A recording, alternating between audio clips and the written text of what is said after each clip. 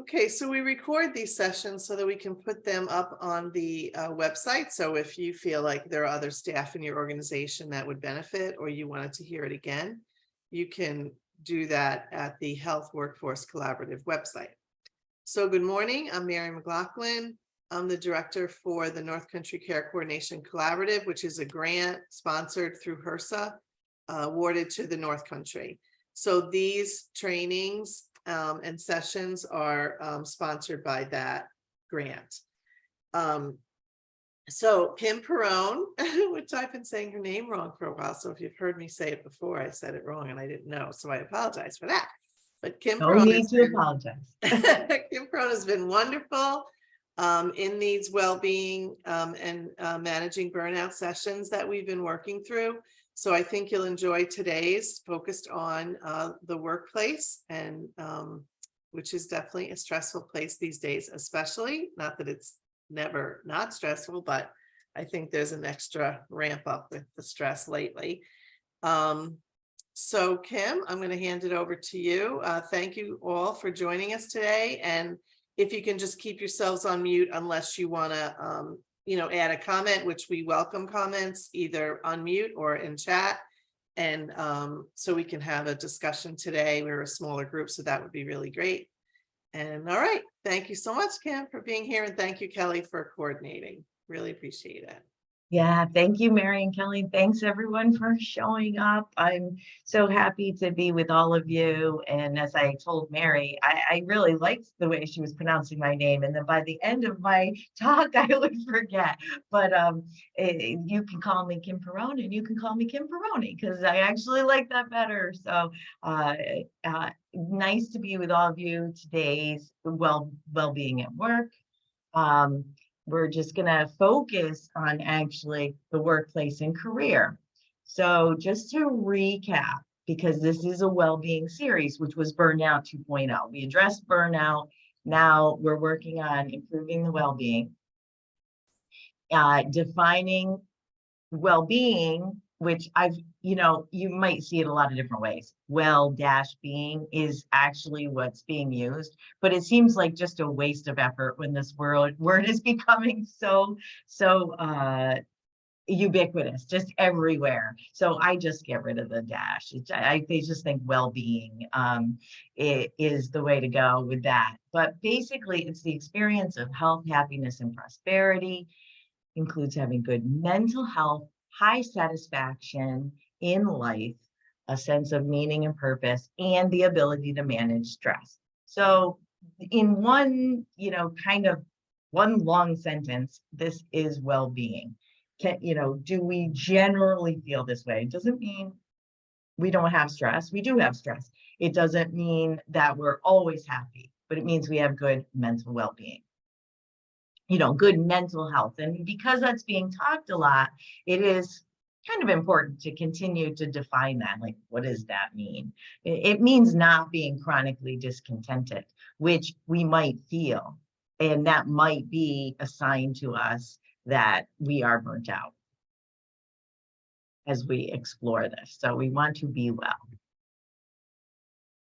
Well-being at work, we've talked about different categories in this series. So just to recap, we've talked about emotional and physical, and we're going to talk about the workplace, and then social, community, financial is the rest of the series. So these are pretty much categories which, if we have them pretty well balanced, we feel our sense of well-being. We feel good overall. And just again, to recap, basically having a growth mindset, being patient, addressing burnout, and finding our way to more positivity than negativity. You've all had a lot of stress. You're in a stressful field, you're in a giving field. So that's why I really like the opportunity to talk about this, because it's like, if you're not going to work on your well-being, who's going to, right? You're actually in situations where people will just continue to need you and be needy, right, all over, because you're good at giving care, caring for others in a field of caregiving. So recapping, well-being is sought by everyone because we want these things, but it's actually on the decrease. And because of pressures in certain fields, especially, it's difficult to know where to begin. And when we're not feeling good, it's really difficult to know where to begin. So with that as a recap, this well-being at work, either the workplace or career, depending on how you look at it, they're going to be a little intertwined here today. I'm going to have a lot of thought-provoking questions for you. So I hope it's going to cause you to want to discuss at the end, that we have time for Q&A. But what it means, what does it mean to have well-being in your career or your workplace? Well, this is what it means. It means you wake up every day with something to look forward to that day, which does seem maybe at first blush like a big stretch. Like, really? I wake up every day with something to look forward to. But if you peel the layers on that, if you think deeply about it, you probably do. There's probably a colleague that you enjoy seeing or working with. Maybe it's just a reward of the job or getting some things accomplishment. So something doesn't have to be something huge.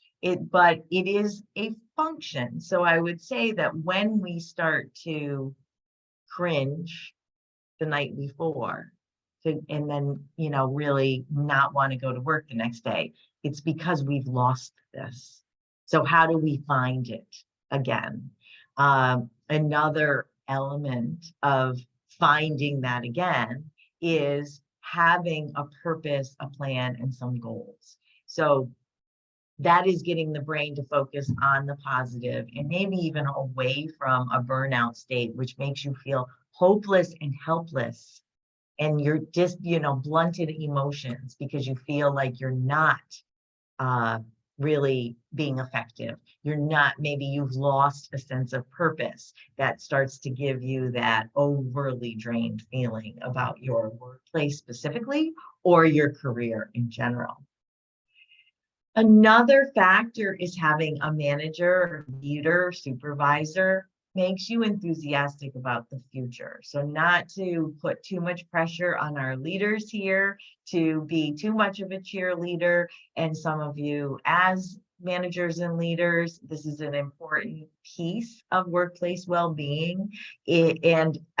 Before we came on, we were chatting a bit about Ted Lasso because I'm doing a couple of podcasts on pop culture, coaching through pop culture. So I'm sure not all of you have seen Ted Lasso. Some of you may have, but he has kind of a funny, lots of funny quotes, and he's more of a coach. Like I'm a coach than the sport coach, because it's more about lifting other people up and helping them to be their best, which is the charm of the show. So one of his major quotes is, "I believe in belief," which sounds silly and comedic on the surface. But I will say, on deeper examination, and part of the charm of the show is that that's actually no small thing. It sounds silly, it sounds comedic, but that is that enthusiasm about the future. That is the, I believe in belief, meaning I'm not cynical. I'm not overly cynical, right? We can be cynical and it's not a horrible thing, but I'm not overly cynical about the future. I'm not overly thinking that the future is dark or things are just getting worse instead of better, in that it's okay to believe in the good or the better or the, where the future is going. And I think that it's even beyond the workplace, but in the world for us, especially when we're getting bombarded by news that's disturbing to us, to remember that we actually can be enthusiastic about the future. So in the workplace, in your career overall, in the world, I do believe that's a good and more empowering place to be and to work from. So if you're a manager, or if you're thinking about your manager, the moment? Are they able to make you feel like things are more okay than not okay? And I say that too as maybe a quick shortcut to how do we do this? My goodness, I'm not a cheerleader at heart, or I'm not, I can't lift up everyone's perspectives. That's a lot to put on your shoulders, but it is a function of people feeling good at work. So there's a lot being written about this in managerial circles right now and leadership trends, because I do think that that's where people want to stay, is in a workplace where they feel good about themselves. They feel like they have things to look forward to, and they feel purposeful, and they feel like the future is good. And of course, your friends who share your passion in your field, friends who you can talk to, and maybe they are the piece that you look forward to each day, or when you, if you're working remotely, when you're touching base with them. So this is overall some keys to finding out whether you have well-being in your workplace or in your career overall. This presentation in one of the slides has all the questions, but here are the thought-provoking questions for you. We're going to take them now. You like what you do every day. We're going to take them step by step. So how do you figure that out? Well, you might even, if you have a piece of paper in front of you, you might even jot some thoughts down, and then you're going to have a worksheet around this. But what do you enjoy about your job? So if I was coaching and you were feeling lousy and feeling like you don't have workplace well-being at all, and maybe even choosing to switch careers or switch jobs, I would ask you some of this, like, well, is there something, if you want to rekindle the connection, what do I enjoy about my job? And connect with that, the things that you enjoy the most. Looking at your day, what brings you joy? What brings you energy? That energy. There are not all things that we do drain us. So when I think about even giving this webinar, well, this is taking my energy, but it's also giving me energy, because it's not just a pure drain, because it's rewarding to me, and I like doing this, and I enjoy the conversation when I end and then you all share. What is the purpose in the work you do? Asking yourself that. That's, again, trying to reconnect the dots for yourself if you're feeling disconnected. Finding that purpose. Which of my strengths will I use today? If you are a manager, these are the types of things you can do with the people that you manage to reconnect, to help them feel good about the company that you work at, the department you work in, or if you're feeling like they're feeling disconnected from the field.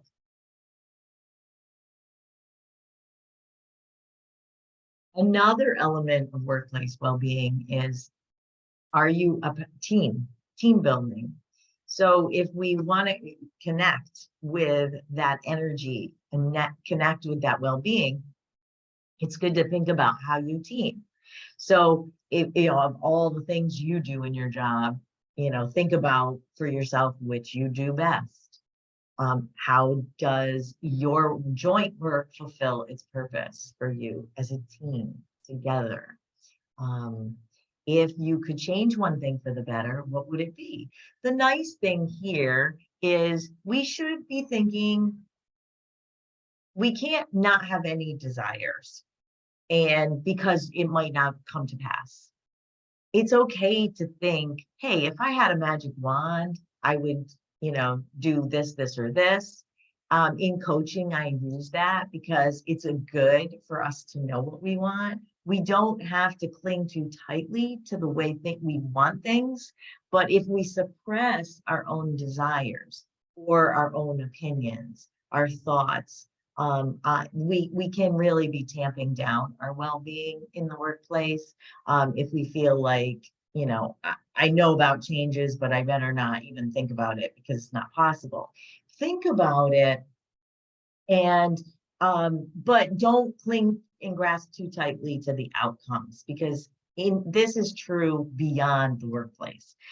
We want things to be a certain way, and we've talked about the ego in previous webinars at length, really, that part of our brain that wants things the way we want it. We just need to be not holding and clinging too tightly to how we want things to be without suppressing any thoughts and opinions we might have about things that might change for the better. And I think that's also part of what makes you feel like a valuable team player.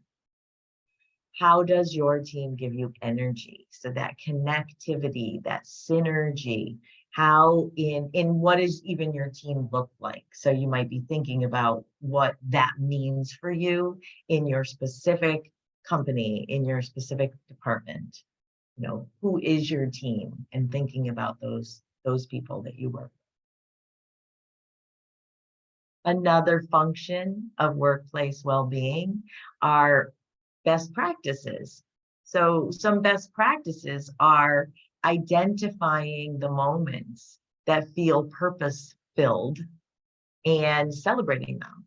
So if you think about your team and your department, and even you as an individual, do you celebrate moments when good things happen? Now, before, when I talked about the ego, our thinking brain is not so good at staying with the good, because it wants to be of use to us, to be alert to danger, because danger has been dangerous, more dangerous in the history of humankind than good has been good for us. But when we want to recover our well-being, we need our brain focus more on the good and take a little bit of a break from the bad. So celebrating the good stuff, finding that purpose. Maybe something great happened that day. Make sure you're thinking about it in the evening. If it was a moment that you were doing your work and the dots connected and something went really well, don't just brush that off quickly. Even if you're just having a personal celebration, do that yourself. Let your brain marinate in it for a bit, so that you can feel better about the overall work you do. Appreciating those accomplishments. We're very humble people, and between our brain makeup and how our brain has evolved and our humility, we may not pause at the end of the day and appreciate accomplishments. So that might even be a new practice that you do. It might be a new practice you can do, which is, at the end of the day, what made you smile, or what felt good, what was an accomplishment. And if you were thinking about ending your day that way, at night, ending the day, or really ending the work day in the late afternoon, early evening, think about what that might be. Is that a practice you could put into place to start feeling better, like your brain is actually paying attention to the good of what's happening, instead of always staying in the problems, or even the suffering that you've been seeing might stay with you and cause you some depletion and exhaustion. So spend more time with people you enjoy being with around work is another thought too. A best practice is, this is why those team get-togethers are so important. We do want to be around people that make us feel good, and that's natural and normal, and it's a great synergy that you can have in the workplace. So to the degree that you can make that happen. So in this PowerPoint, I've collected on the one slide that you can print, it's a worksheet. Obviously, you could potentially fill more lines in than that. I just wanted to give you one page where you're thinking about all of these things, and maybe it is just something short and easy to remember. What makes you feel good about work with yourself, in your work that you do every day? What is it in your team, together as a team, so that this becomes more front and center for you? This is how to rebuild workplace and well-being, and the connection, and even the connection to your broader career, where I'm sure there's been a lot of weariness and drain and giving even from an empty vessel in some cases, or even just the minutia that starts to chip away at how much you like it. Maybe paperwork is really bogging you down. At least identifying it and then reconnecting with the pieces that give you more energy instead of the pieces that drain you. Then you can put your attention on the things that you want. That is a way that overall we always can be building well-being, is don't spend too much time with the things you don't like. In the beginning, when I talked about being disgruntled or discontented, there's what is the opposite of feeling good or having well-being is being chronically stressed, chronically discontented, blunting our emotions, not feeling because it's too painful. That's not a state that's good for anybody. So even if you're sort of manipulating your attention and starting to put your attention on some good things, this is the coaching exercise. It really is. Everything outside of you doesn't need to change to make you feel better on the inside. It takes some movement of your attention initially. Does that mean that sometimes people are in a job misfit, overall in need of making a change?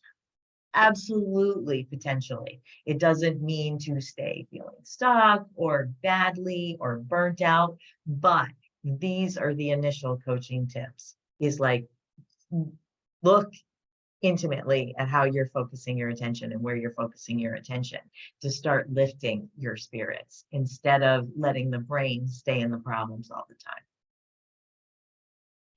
So to conclude, and we do, because this was really about thought-provoking questions for you, I just conclude, and I hope you have some thoughts and comments, and maybe I can engage you in telling me what brings you energy, what's the best part about your teams, what you enjoy doing at work the most, where you find purpose.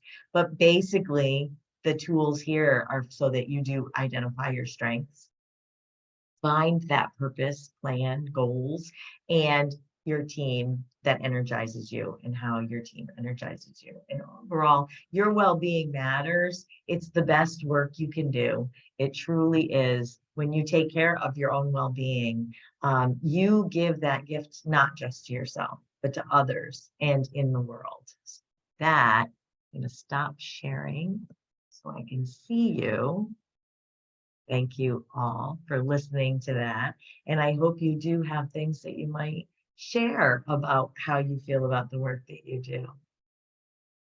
And even if you want to share some of the pain, I think that's where a team can energize each other, is if there is a pain point, for you to not be suppressing it. Sometimes we call it, excuse me, we call it emptying out in coaching. So when we first start with a client, they kind of empty out. They give us the background. And it's not venting. It's just maybe hearing themselves and feeling their feelings, and then moving on to what's more purposeful and what's more productive.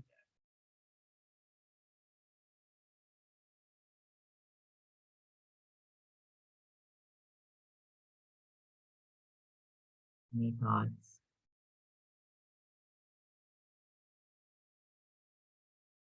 What do you enjoy about the work you do? Is there enjoyment? Are there celebrations? Do you? Okay, Deb's Well, got a good one. I'll always say something. Thank you. I appreciate you. Yes, I do find joy in my job. However, since we've had the pandemic, since all of that, even though it's, resolved and, for the most part, resources, monies, troubles, homelessness, all of those things are really very predominant and things we can't fix right now. So in a job where we're fixers, we're finding that we can't. So I think that for myself and for some of the other care managers that I work with, that we are finding that to be weighing us down a bit. So I still find joy in my job. I still have people who come to me and thank me for what I do, or have done great successes in improving their health. However, there is a very large part of our caseload right now who is not being helped to what we would like in our standards of care to be. So we're kind of having to do a shift on giving the resources and being okay with the fact that folks cannot be always helped. And that's a tough situation to be in. I mean, I know I can't fix everybody. I know that. I'm very good at knowing that.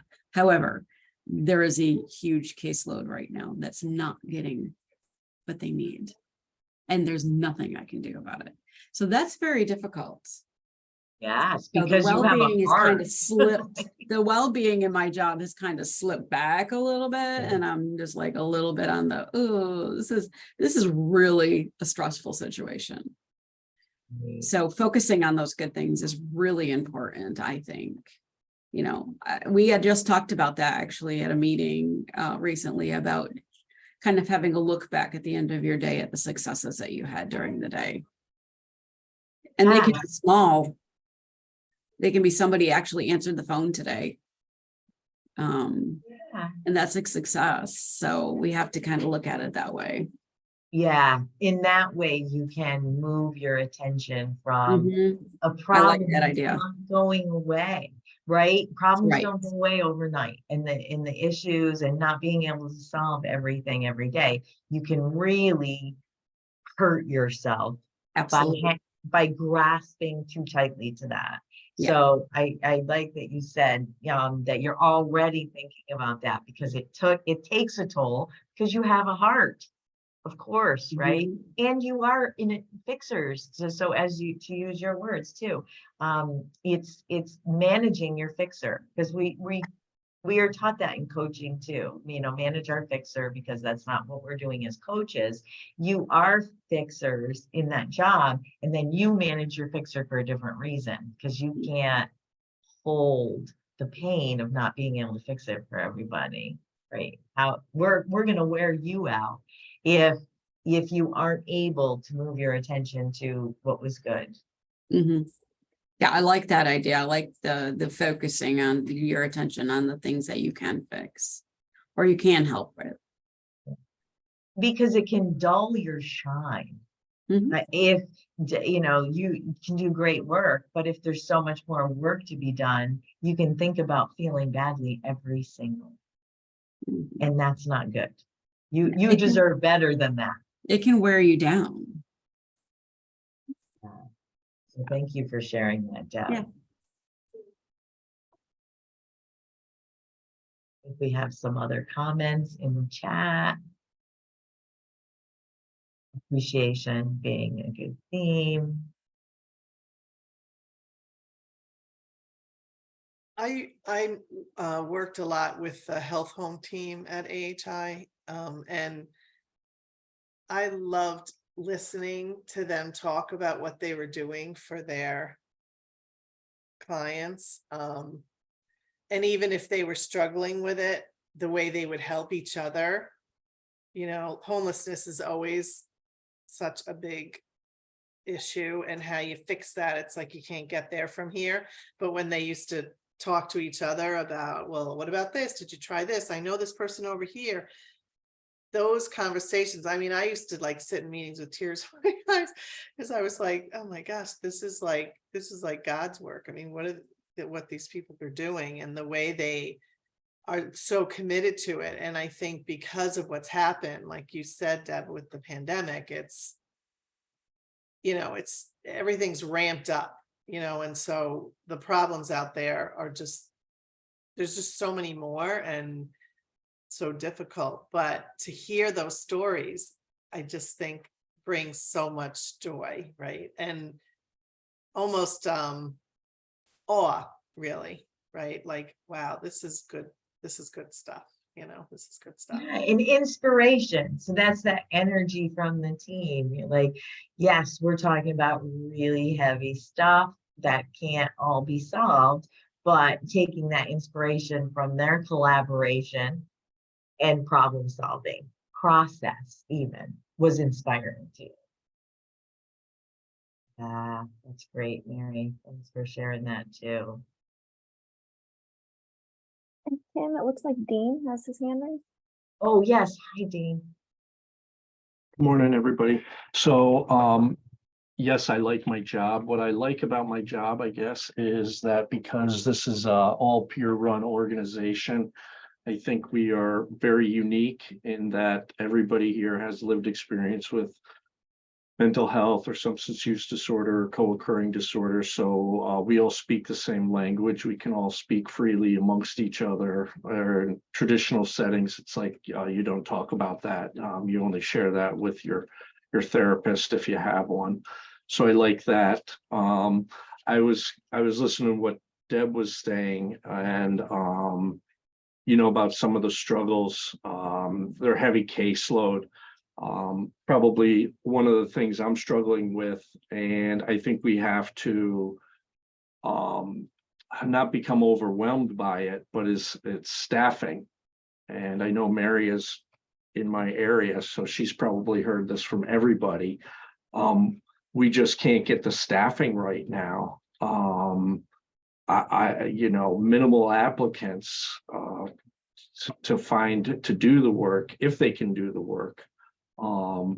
Especially in my organization, since you have to be a peer, we've coined a phrase here: if you haven't done the work, you can't do the work. So there's a lot of people who want to go out and help people, but then they get here and they realize how hard it is to help people.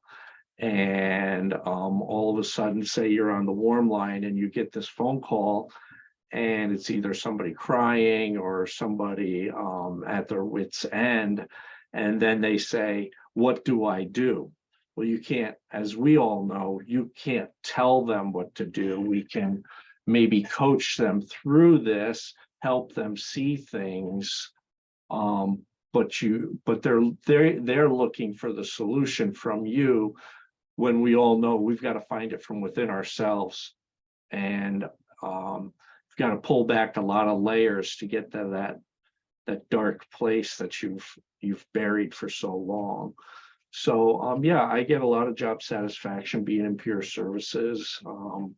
I think it's a great way to look at mental health from a different standpoint. I think there's definitely room for peers, as well as social workers, clinical psychologists, psychiatrists. I think everybody can work together. And I guess, like Deb was saying, we just got to make sure we don't become overwhelmed by these things that we can't control. I can't control who can apply to my jobs in my rather rural area. We can't control what our caseloads are going to be. So we just have to, even though we're fixers, we somehow have to accept it as just, this is the way it's got to be. Even though we don't want it to be this way. We want to gain control and take and fix it and make it better. So that's the hard part. I think we all have to learn, and that's, I guess, part of this well-being is, how do you accept it? I guess that's it. How do you accept it? How do you? And it's that struggle. It's like we're in a wrestling match with our egos every day, right? Because the ego's like, this isn't enough. And your being is saying, but 80% is better than 50%, right? So your being is trying to still find meaning in that. And your ego's like, but this is not good enough.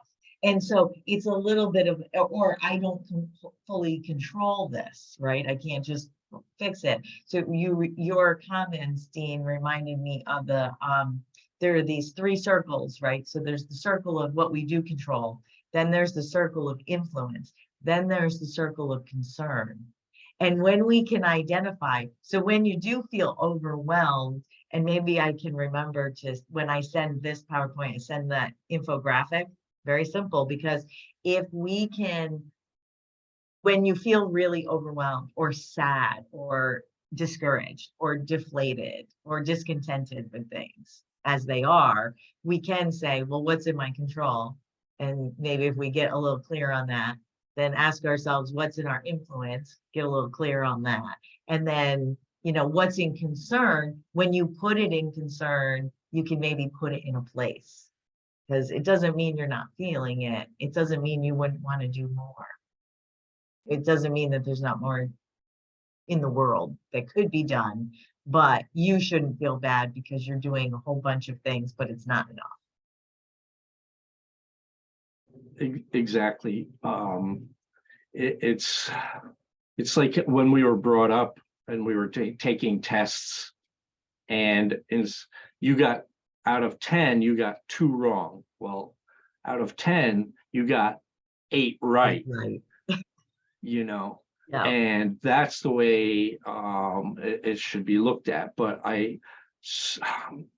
sometimes I don't blame it, but it's, you know, when we live in a capitalist society where it's never enough for the people that work in the for-profit industry, where it's eat or be eaten, it's continually grow.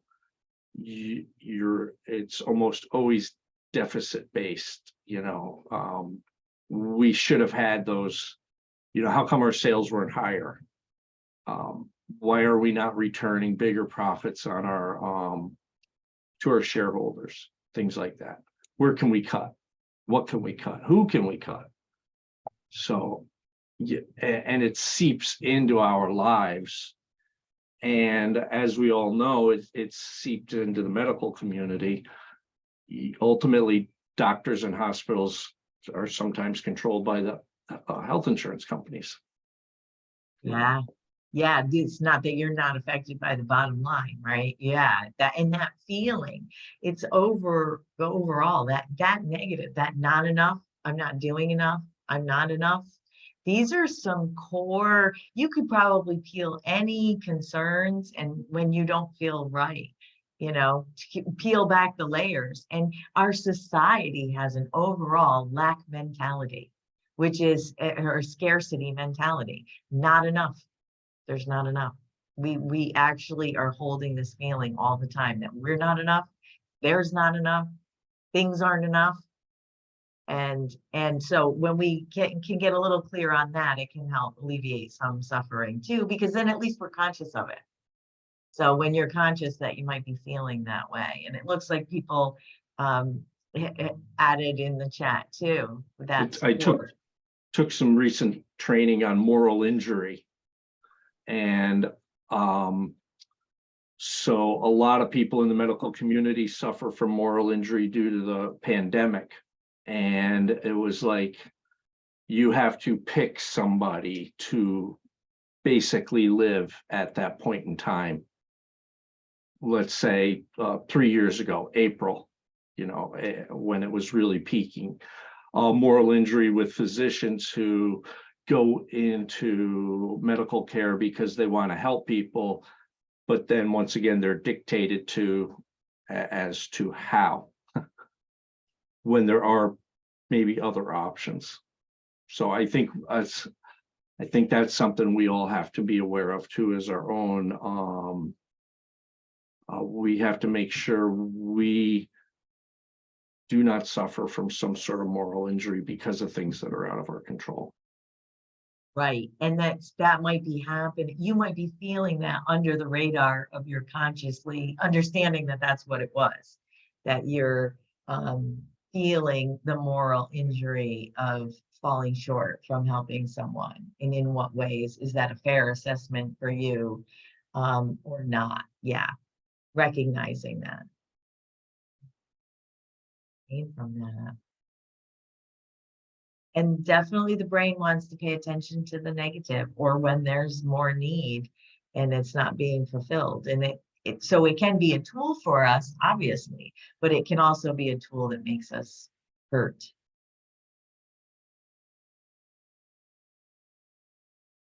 Any final thoughts? I appreciate everyone in the chat too, sharing their understanding of the things that we can't control, mastering a mindset for really maybe mastering a mindset for your well-being too. Like your well-being matters. So when you know that you don't feel good about what's happening, or you feel too overwhelmed or chronically stressed, to move your attention or to lift your spirits, to reignite that connection to purpose. So, and then feel free, anyone can reach out to me afterwards too, if there's a thought that you have. I've thoroughly enjoyed being with you. Hope we have some, I don't think we have anything scheduled right now beyond, but hopefully there will be more.